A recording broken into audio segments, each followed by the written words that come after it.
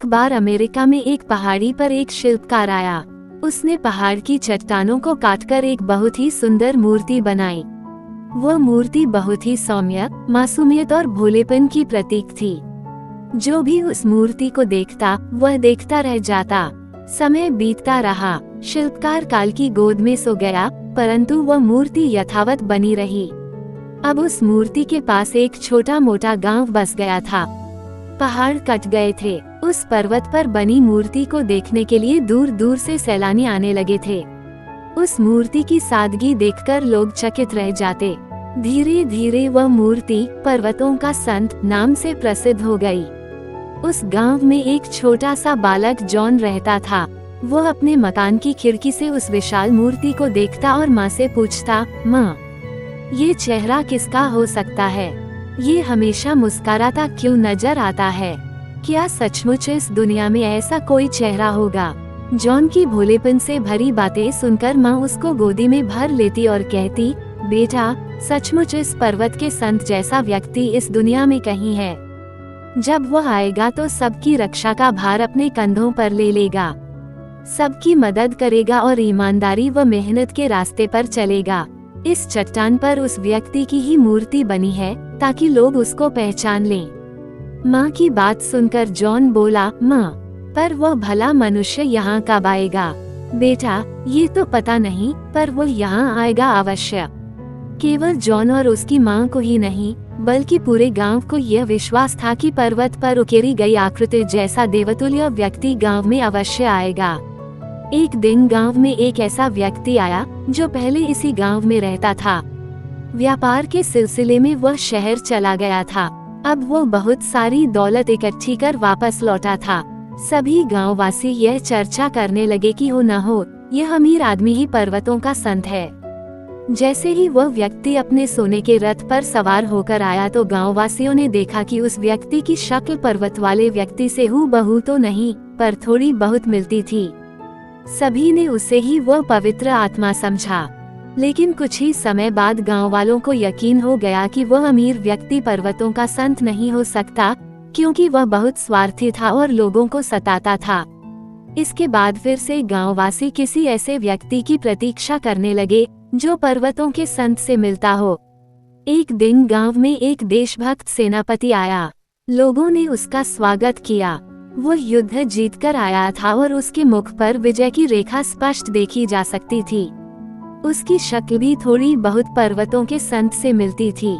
लेकिन कुछ ही समय बाद जॉन को यकीन हो गया कि वह सेनापति भी पर्वत पर उकेरे गए व्यक्तित्व वाला नहीं है।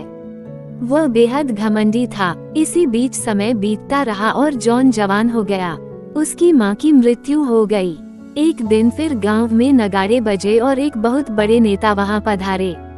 लोगों में फिर चर्चा चली कि वह नेता पर्वतों का संत जैसा दिखता है। उस नेता ने आते ही भाषण देने शुरू कर दिए।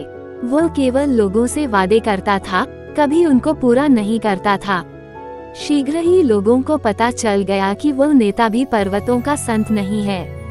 समय आगे खिसकता रहा और जॉन प्रौढ़ सा दिखने लगा, लेकिन आज भी उसे पर्वतों के संत की प्रतीक्षा है। जॉन को गांव के सभी लोग बहुत पसंद करते थे। जॉन भोला, ईमानदार और मेहनती था। वह सबके काम करने के लिए आगे रहता था। हर किसी की कठिनाई में स्वयं कष्ट सहकर कार्य करता था। एक दिन फिर गांव में चर्चा उठी कि एक कवि यहाँ पधारे हैं जो बिल्कुल पर्वतों का संत जैसे दिखते हैं। जॉन भी उत्साह से कवि को देखने के लिए आया। जॉन ने उसकी कविताएं पढ़ी। उसकी कविताओं में मानवता का संदेश था। जॉन को लगा कि शायद यही पर्वतों का संत है। लेकिन धीरे धीरे कवि की असलियत भी सामने आ गई। वह स्वभाव से अपनी रचनाओं के बिल्कुल विपरीत था। उसे केवल नाम और प्रसिद्धि की भूख थी। इसी तरह वर्ष दर वर्ष बीतते रहे। अब जॉन बूढ़ा सा दिखने लगा था। जॉन सच्चे हृदय से गांव वालों की मदद करता था, सबसे प्रेम करता था और बच्चों को कहानियां सुनाता था। एक दिन जॉन बच्चों से बोला, आओ आज तुम्हें पर्वतों का संत दिखाकर लाता हूँ। सभी बच्चे उत्सुकता से बूढ़े जॉन के साथ चल पड़े। बचपन के बाद आज कई सालों बाद जॉन यहाँ आया था। जैसे ही बच्चे पर्वत पर पहुँचे तो पर्वत पर उकेरे गए चित्र को देखकर दंग रह गए। बहुत ही सुंदर कलाकृति थी। बच्चे कभी पर्वतों का संत को देखते तो कभी जॉन को। ये देखकर जॉन बोला, क्या हुआ प्यारे बच्चों, तुम बार बार पर्वतों के संत को देखकर मेरी ओर क्यों देखते हो? ये सुनकर डेविड नामक एक बालक बोला, जॉन अंकल, ये पर्वतों के संत तो हूबहू आप जैसे दिखते हैं। इसके बाद सभी बच्चे एक स्वर में बोले, हाँ, हम भी यही देख रहे हैं। ये पर्वत पर उकेरी गई प्रतिमा बिल्कुल आपका रूप है। ये सुनकर जॉन हैरानी से बोला, भला ये कैसे हो सकता है? मेरी माँ तो कहती थी कि पर्वत पर उकेरी गई यह प्रतिमा किसी पवित्र आत्मा की है, जो बेहद नेक होगा और सबका भला करेगा।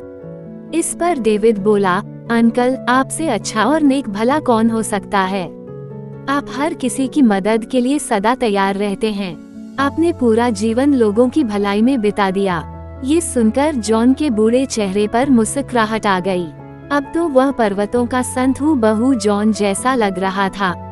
आज भी पहाड़ पर उकेरी गई वह आकृति मौजूद है और पर्वतों का संत जॉन के नाम से जानी जाती है।